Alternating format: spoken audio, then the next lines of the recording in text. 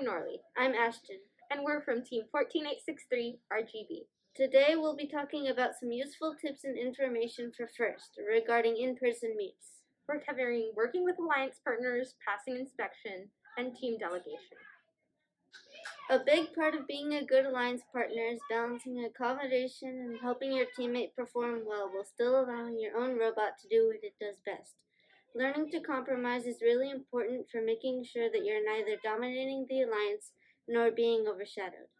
Before matches, you should always meet with your alliance partner to make sure your autonomous programs are compatible, and to come up with strategies and delegate tasks for teleop.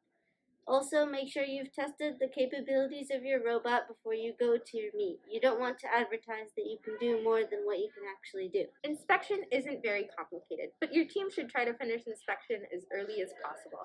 It's also important to make sure that everyone in the team can answer at least some questions about your robot from the inspectors.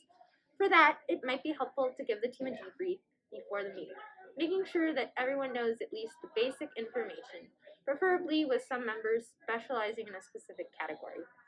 Besides that, make sure your robot has your team number displayed and that you have your alliance markers on for inspection. Remember that your red markers should be squares and that your blue markers should be circles. Before any meet, it's a good idea to have a plan of which roles will be fulfilled by which members of your team.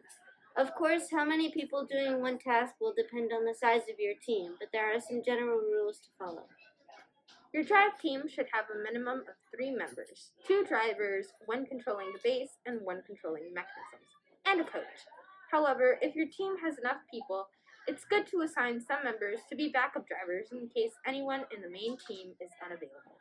You also want at least one member to stay at the table and man the booth, being available to answer any questions, either from volunteers and judges or teams who want to prepare for future matches.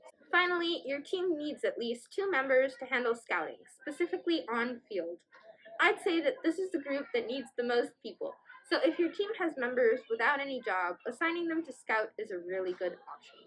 On-field scouting involves watching a match and paying attention to how each team behaves. You want to take notes with the team's name and number, as well as information on how they performed with their alliance partner, any problems you might run into in a team with them, and how their program and strategies might work with your own.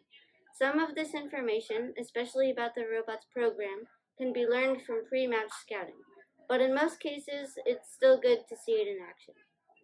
Also, while you could mark how many points the team gained, this can be viewed on the Scores website and can take time away from paying attention to what we mentioned earlier, which is what you really need on-field scouting to be able to see. That concludes our video for today. There's a comment section below where you can ask questions about anything you need help with. If a certain topic gains enough questions, we'll make a video about it. Good luck at your meet.